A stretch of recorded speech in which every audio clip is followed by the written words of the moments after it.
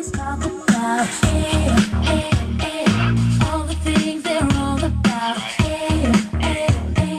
Write it on a piece of paper. Got a feeling I'll see you later. There's something about this. Let's keep it moving. And if it's good, let's just get something cooking. 'Cause I really wanna rock with you. I'm feeling some connection to the things you do.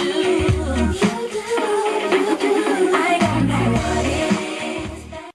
Welcome to Reflections of a Diva. Today our main topic is domestic violence. In light of recent events in Atlanta with evangelist Juanita Bonham, we just figured that we would tackle this tough subject.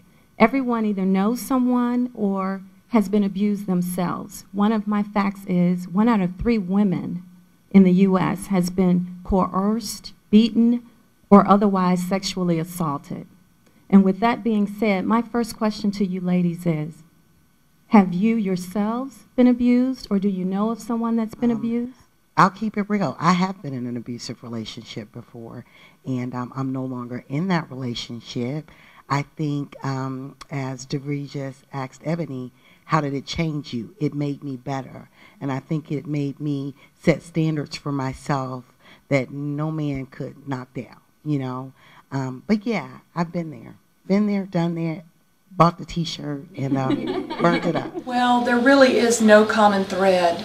We do know that women leave 7 to 9 times before they're able to leave for good, in general. Some women are able to leave the first time, but sometimes it is a process. You have to remember that these are relationships that started out with love, and she wants her relationship to work, just like all of us do.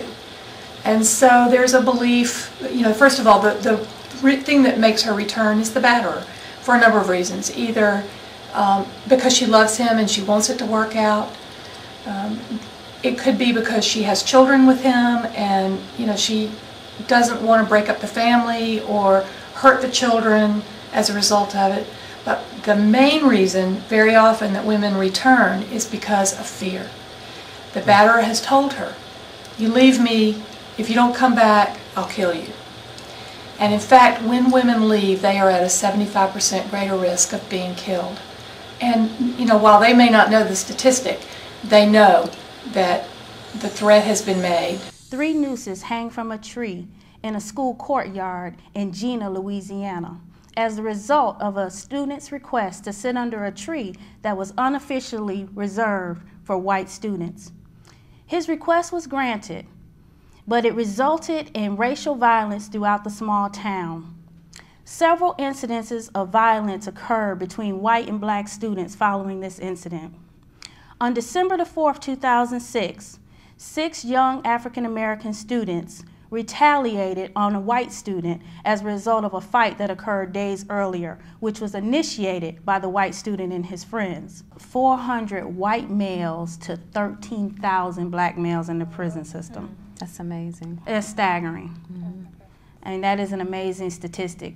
And it's just, it's unfair treatment. You know, what our young males are sent to prison for, you know, it just doesn't make sense. In this case, I also read that one of the young men, his shoe, the type of tennis shoe that he wore, was considered a deadly weapon. Now, I read that approximately 85% of the town is white. And when you think about racism, there's a couple things that need to happen in order for racism to continue. That is, 1, an uneven distribution of power and an uneven distribution of wealth.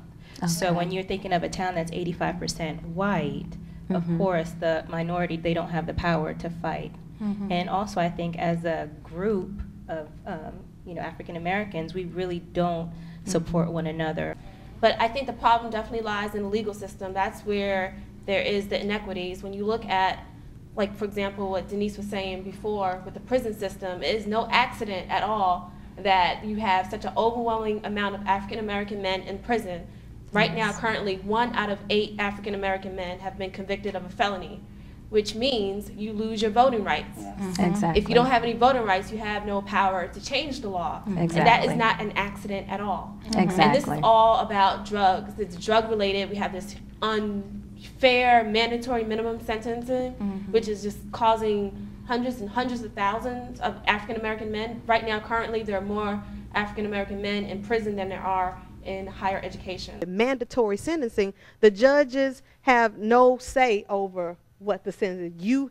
If you have this amount, you automatically get this. There is no, and there are the factors of previous convictions, if there was a firearm, and how much you have. That will add up your sentence, no matter the circumstance, the situation. Maybe you were just carrying it. Maybe it really wasn't yours. Maybe it was in your car and your son had it and you didn't. It don't matter. It was you. You got caught with it, and this is your sentence, and no other factors matter because of mandatory sentencing. That's the problem with it, in my opinion. I read a case where a guy, this was his second time being arrested for $350 worth of marijuana. He did have a firearm. He received 55 years. Wow.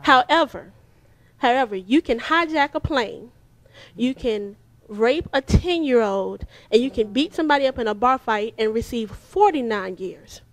What's worse? Wow. He has 2 kids. He's 25 years old. What's worse? So I think, you know, it's the balance. We don't have a balance, and we won't have a balance if they continue to take away our right to vote. Right. You know, it's strategic. It's a very crafty situation. I grew up there in the 70s, 80s, and got out of there as quickly as I could in the 90s. It was an all-white town, an all-white community, an all-white county. It was an all-white state. So I was literally the only black person within hundreds of miles, with me and my parents and my brother. Wow. So I was the black kid in class where the teacher would make little snide comments like, "Ooh, we're doing, you know, Black History this week. Hey, I know you're happy." You know, stuff like that. I had a social studies teacher wanted to make me argue in a debate on why racism was good.